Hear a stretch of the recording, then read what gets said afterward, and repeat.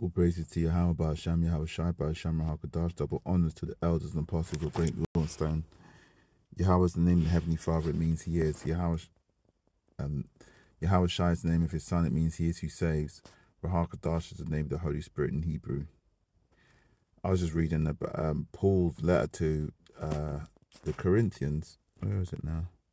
1 Corinthians 7, let me get that. Just about marriage in general.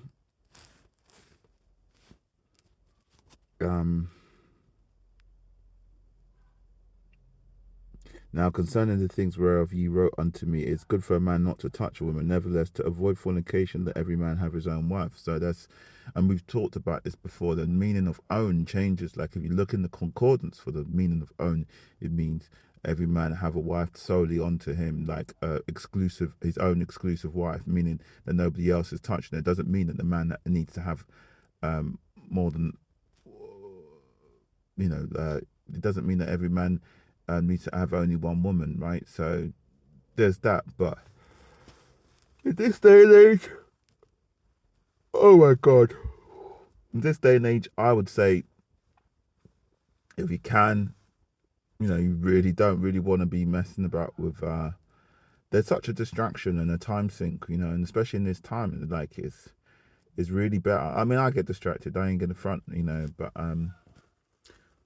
yeah, do you really want to have a woman at the moment? I've been in a few relationships, and at the moment, I get anxious at the prospect of being in a relationship. Put it that way. Maybe I've had some bad experiences. I don't know.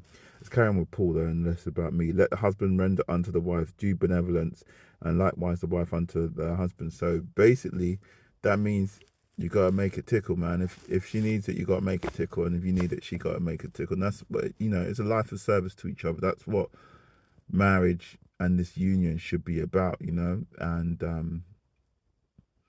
I know plenty of people in marriage aren't having that. Both men and women. I'll be fair, and I would say, like if you can help each other in that way, that'll be the way forward. As Paul is saying.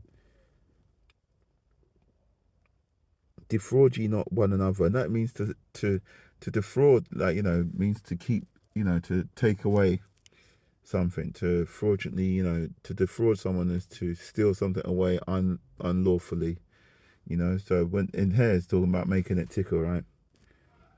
Except it will be for consent, with consent for a time that you may give yourself to fasting and prayer and come together again, that Satan tempt you not for your inconsistency. I speak this by permission and not of commandment. For I would that all men were even as I myself. So Paul was celibate, but every man hath his proper gift of God, one after this manner and another after that. So, not every man is called to be celibate like Paul, And I know a lot of brothers, especially younger brothers, must struggle in the flesh, and sisters as well, to, especially with this, oh my God, like literally I was watching TV with my daughter, and you can't escape all of the sort of explicit sexual references in comedy and film. It's in your face time and time again. You cannot escape it, And it's no wonder that, these children are growing up hypersexualized,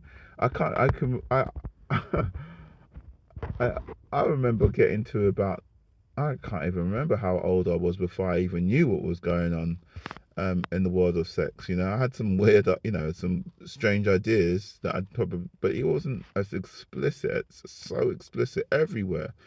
We're in such a quagmire, and we're just wallowing, eating our defiled bread, but also consuming our defiled media. Everything is just messed up. So yeah, just and at the moment,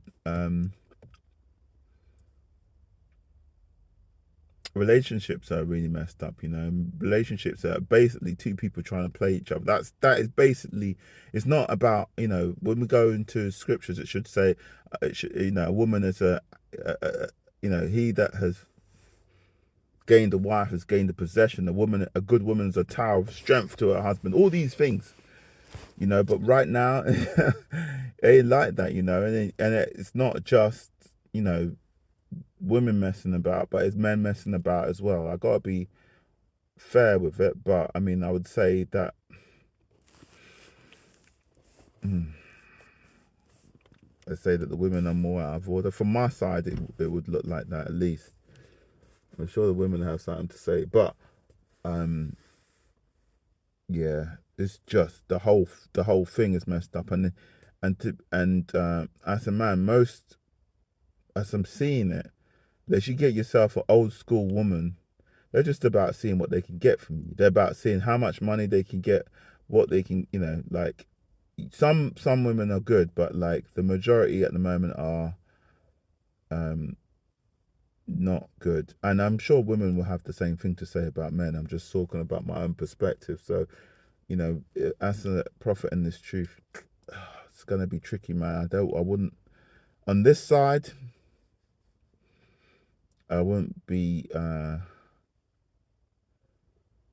I won't be sort of like hoping too much or investing too much into that, because I don't think at this, like as it says in Isaiah 4:1, I think it's Isaiah 4:1, 7 women will get hold of one man. Like I and as I keep on saying, spirit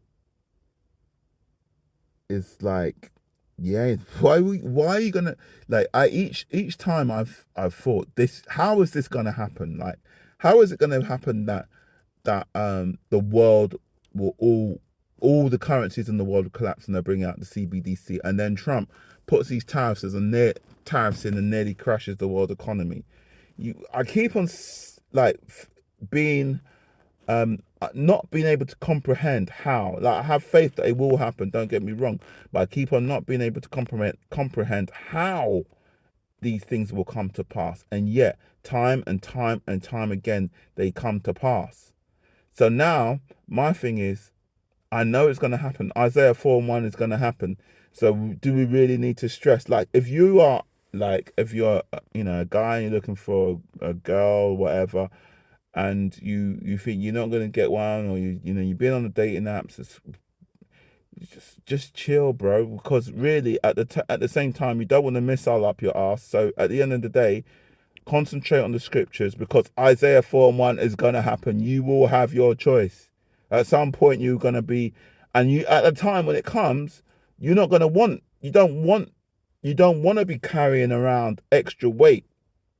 When the Spirit tells you to move, and you got to get out of the city like within 30 minutes, because otherwise you won't be able to get out of the city. Otherwise, martial law might come and drag your ass to a holding pen. You don't want to be with somebody that's going to be doing their makeup, or who can't run, or who can't. Do you understand what I'm saying? So it's going to get to the point where it ain't gonna be a flex. In fact, this is what they said. That the sentence of my lesson is today. Is getting to the point where it's not a flex to have a woman. Back in the day, if you had lots of women, it was a flex. It's not a flex. It's not a flex, and it's going to get more like that. It's going to get more and more to the point, especially as things get harder. All these women that are into their soft life, as things get harder, it's not going to be a flex. It's not going to be a flex to have a woman. Man's is going to be wanting to be rolling with Akim. And even the heathen, and it's not going to be a flex, man. It's going to be, who's going to be wanting children in that time. It says, well, I think it was referring to 70 AD, like Matthew 24, when it's talking about woe to people that have to give suckle in that time. But the same thing applies, right? You don't want to be carrying around baby at that time, bro.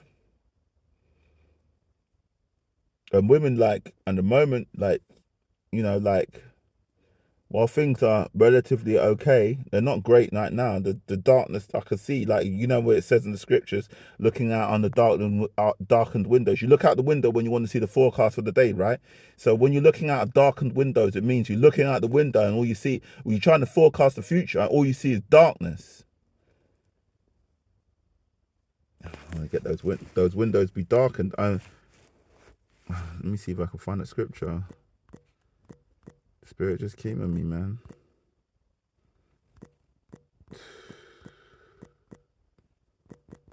It's not going to be a flex. In the day the keepers of the house shall tremble, and the strong men shall bow themselves, and the grinders shall cease. The grinders is industry. Back in the day, the mill was a central place of industry. Great millstone. Thus with violence the city of Babylon shall be thrown down. Is it a coincidence that the millstone was thrown into the sea and made a big splash? Meaning that all of a sudden the industry was destroyed and everything just broke up and swept away. Maybe I'm reading too much into it, but at the end of the day, I'm talking about the millstones shall cease. There ain't gonna be no jobs, bro. Ain't gonna be no wheat being made. There ain't gonna be no food being made. There ain't been any way to earn a crust. You know what I'm saying? So like we're getting to the point where the grinders cease because there are few, and those that look out the windows be darkened. You know, the people like maybe their countenance will be darkened, or the forecast will be darkened, but it ain't gonna be good. The forecasters they ain't gonna be smiling at you, bro. They're gonna be telling you this, that, and the third. Get your house in order, save what you can, eat frugally. Don't spend any. Who's gonna have time in that time for what's it? A sprinkle? Someone who wants sprinkle. Nah, man. Listen, if you got a wife, man, and she's a good woman keeper, man, that's as Paul says. You know, if you have a wife, see what he says. Scared, don't want to misquote the greats, bro. So let's get it right. Let not the wife depart from her husband, but if she shall depart, let her remain unmarried or be reconciled to the husband, and not let the husband put away his wife. So you don't have to put away anybody, bro. Don't have to do anything like that. If what you got at home is smooth, if what you got at home is working for you, if it's not a distraction, if you ain't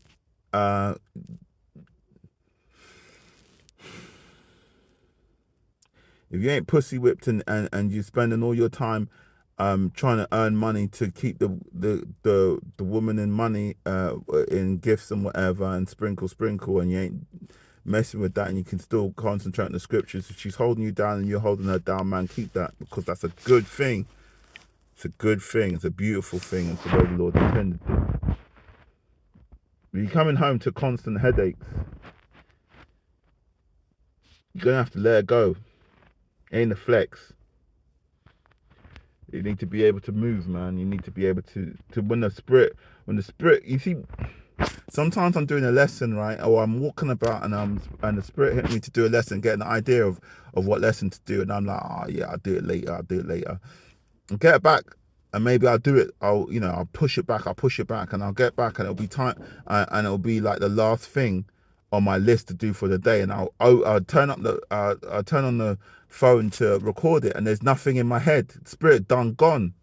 Like, so when the spirit talks to you, when the spirit's on you, you gotta do it straight as soon as possible, if possible. You know, obviously we've got things in the way, we can't just, but as soon as possible you should do it, and it's going to be in that time, you know, learning that obedience to the spirit, supplication. Let's get that word, supplication.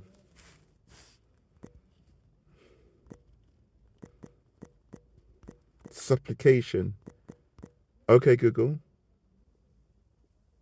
define supplication. Supplication is a sincere and humble prayer or request, often directed towards a deity or someone in a position of authority. It carries a sense of earnestness and dependence on the one being addressed. Here's a breakdown of the key aspects of supplication. Humble request. It's not a demand, but a respectful and often pleading appeal. Earnestness. Supplications arise from a genuine need or desire, authority or higher power. It is typically directed towards someone seen. So basically, it's going to come in the time when we're going to need to be directing ourselves, our request to the spirit, and you know, humbly. And then when the spirit tells us what to do, we got to do it. Save our asses. Not the word I was actually thinking. supplication, but you know, like the surrender into the spirit, the just obedience basically to the spirit, man. When the spirit tells you to do something, you don't want to be in contention, and we can't have, if the, you see, the times we're coming into, the spirit of Yahweh is going to be dealing with us men, you know, and we don't want to be half listening to the spirit and half listening to our woman. So if you're like me, and you have maybe an issue, like a problem with like you know, like what's the word? I tend to maybe be over influenced by women or whatever. I don't know what's the word I'm looking for. But then it's better not to have a woman, basically, is what I'm saying, man. It's not a flex.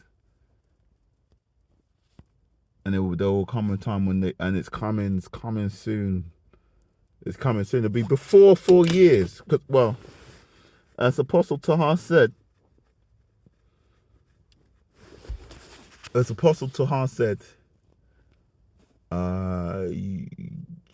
he can't see it going on another 4 years. He thinks Trump's going to be the person that's going to bring in Armageddon. And I'd agree with that. I ain't saying that. Obviously, we're not prophesying, because I ain't being like I ain't got no dreams, spirit, but, you know, just logicking it out. And although we're not to rely on our own understanding, but, you know, from my thinking, I can't see it going on another 4 years. So before 4 years, you're gonna get, you know, and so like just get yourself sharp, man. Get yourself in with the spirit. Get yourself working with the spirit. Get yourself that the spirit is burning in your chest. Get it so that you're so spiritual and lack the carnal that you're seeing things spiritually more before you're seeing things carnally. Get so that you're walking, you know, with Yahweh, Ba'asham Yahweh Shai, Ba'asham Rachakadash on a daily basis, praying without ceasing, in constant prayer, shaking off any kind of demons that have been trying to jump on you. Get so your shit is clean, bro. Get that shit clean. Get that workshop in order, all the tools shiny, all the swords sharp. Figuratively speaking, of course, right? We're not talking about holding any kind of carnal weapons. We're talking about spiritual things, knowledge of the scriptures, knowledge of the prophecies. Get all that thing, and then get yourself a wife. Shalom.